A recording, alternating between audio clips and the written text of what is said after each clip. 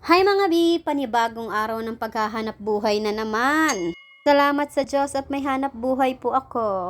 Salamat Ama na may ganito akong hanap buhay na nasa bahay lang at nakikita at naiintindi ko pa po ang aking mga anak.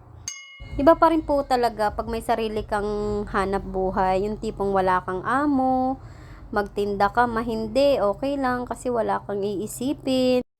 Ang iisipin mo na lang ay kung hindi ka magtitinda, paano ang mga bayarin?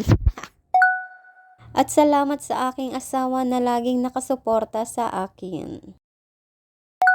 Pero bilib talaga ako sa mga magulang na mas pinipiling magtrabaho sa ibang bansa, mapalayo sa mga anak nila, kahit gustuhin man nilang silang mag-intindi sa mga anak nila. Kasi para sa kanila doon, mas madaling makaipon, mas maganda ang kinabukasan ng mga anak nila pag napalayo sila.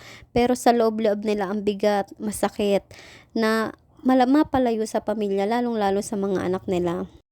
Kaya masasabi kong maswerte pa rin ako na kahit papano nandito yung hanap buhay ko, nakakasama ko yung mga anak ko, naaalagaan ko, naasikaso sa pagpasok nila, sa pag-aanda ng pagkain nila.